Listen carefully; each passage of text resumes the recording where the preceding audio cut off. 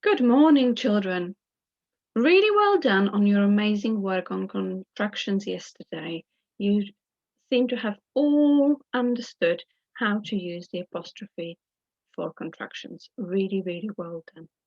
Now, today we are going to be starting our new type of writing, and that is informal letters.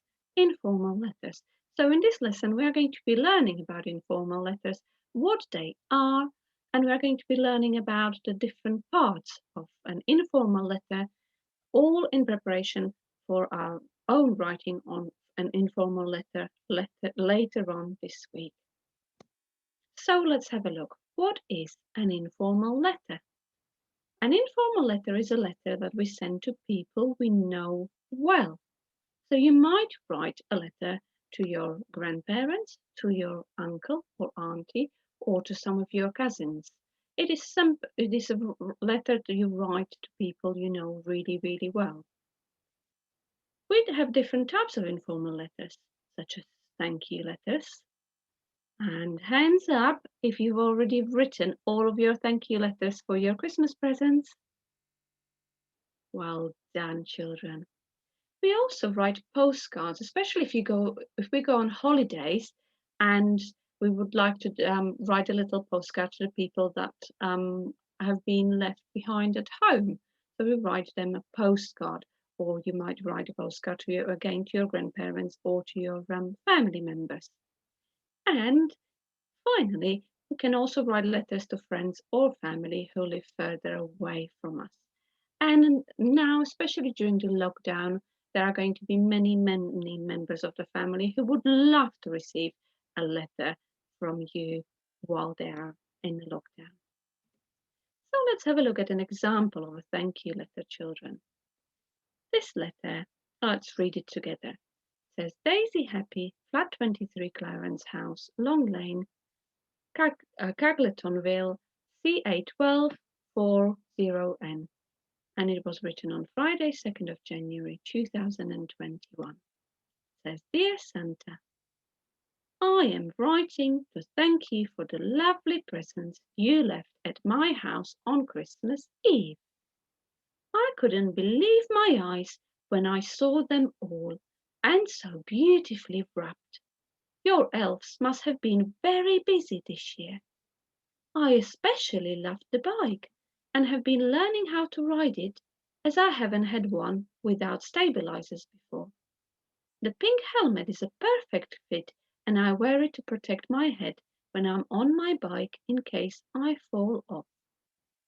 My brother James loved his train set and has been playing with it every day since you delivered it. He loves the noises it makes and connecting all of the carriages together. I hope you and Mrs. Claus have a lovely holiday and the elves and reindeers have a well-deserved rest. Love from Daisy. 2 kisses. So have you guessed, children, what type of a letter is this? Which type of an informal letter is the one that we've just read? That's right, it's a thank you letter. It's a thank you letter because, in fact, the first paragraph tells us, or the introduction of the letter tells us, I am writing to thank you. So we know straight away that this is a thank you letter. Now let's have a look at another example. Can you see what type of informal writing this is? That's right, it's a postcard. It's a holiday postcard. And Daisy McLean was very, very lucky because she went on holiday and she wrote, no, sorry, not Daisy McLean. Daisy McLean is the person who this postcard is being sent to, and it's May, her friend May, who is writing. So let's read what May is writing. Dear Daisy, how are you? We are at the seaside. It has been like a dream and very nice weather too. What a treat. We have had ice cream every day and my mum said maybe I can go on a donkey tomorrow and she will teach me to swim. What a week it's been. We've spent loads of money and it isn't cheap and our feet are tired, but it's been worth it. Loads of love and see you soon, May. So this sounds like a postcard which has been written by May to her friend Daisy. Now we have another example of a letter, and let's see if we can work out what this one is. So this one is from Little Red Riding Hood, who lives at 12 Fairy Tale Lane, the village FT7 8VP, and it was written on Friday, 23rd of May 2020. It says, "Dear Gran, how are you? Mum told me you haven't been feeling very well. I have baked you some of your favorite cakes and wondered when it would be possible for me to come and visit. Hope to see you soon. Loads of love, Little Red Riding Hood. 2 kisses." So who is this letter addressed to? That's right, it's addressed to Gran, and it's from Little Red Riding Hood. So she's writing to her granny children. So let's have a look, children, now. How would we write an informal letter? An informal letter has some very, very special parts which you are going to have a go at identifying in your independent work. So let's have a look. We have, what's this, children? It says Daisy Happy, flat 23, Clarence House, Long Lane, Caggletonville, CA124ON. What is this, children? That's right, it's the address. It's the address. And when you write an informal letter, this is where your address will go. So this will be your address, children. Let's have a look at the next part of the letter. So underneath the address, still on the right-hand side of the paper, we would put the date. That's right, children. We would put the date that we are writing the letter on. So we know that this letter was written on Friday, the 1st of January 2021. Then we have to move over to the left-hand side of the letter, and it says, "Dear Santa." What could we call this, children? That's right, it's a greeting. Look, children, it's a greeting. We could say hello or hi. In this case, we said, "Dear Santa." Can you spot what punctuation is here right after the greeting, children?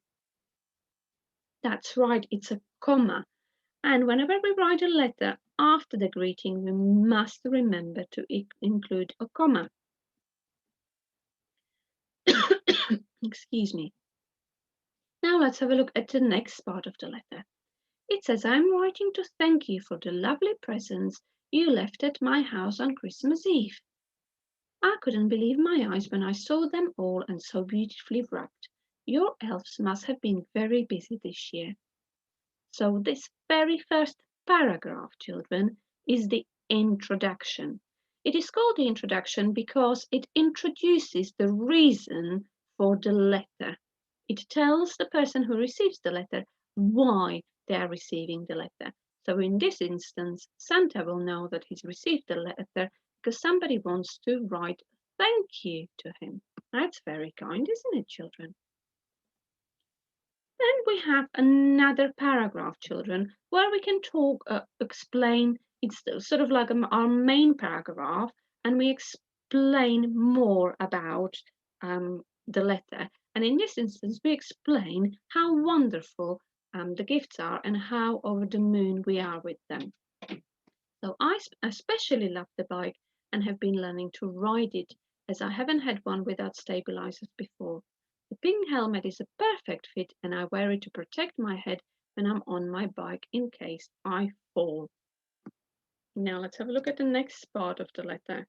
So in this letter we would carry on. We could carry on explaining more about the reason why we are writing, and then we would have a final paragraph or sort of like a conclusion, children. And in this we would usually say something nice. We would close the letter, conclude the letter saying something nice. So for example, "I hope you and Mrs. Claus have a lovely holiday and the elves and reindeers have a well-deserved rest." And then finally we would write it, we would sign it. Because it's an informal letter to somebody we know really, really well, we would usually say, "Love, from, and then we could put our name there, and we could even send the person some kisses because it is an informal letter.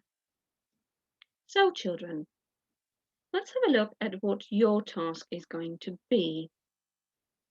I'm going to attach to the tapestry an example of an informal letter which looks like this, children.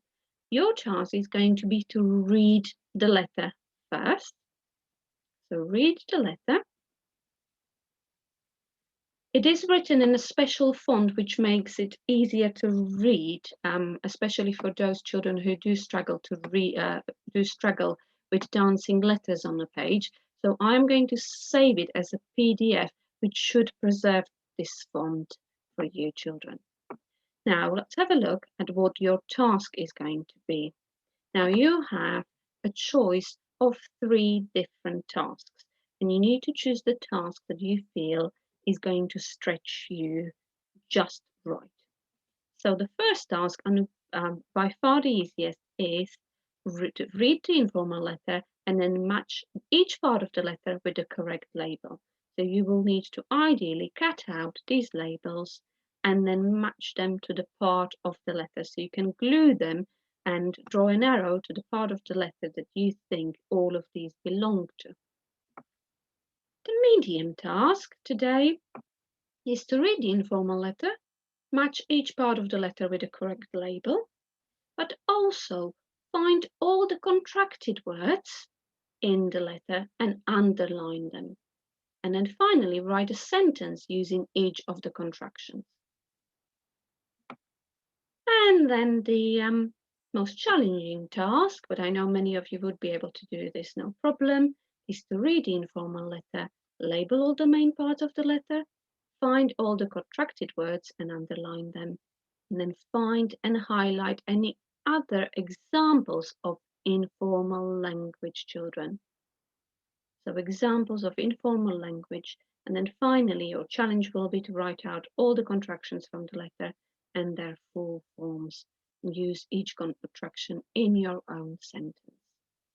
So one more time, children, today we are looking at the features of informal letters, what they are and what are their different parts.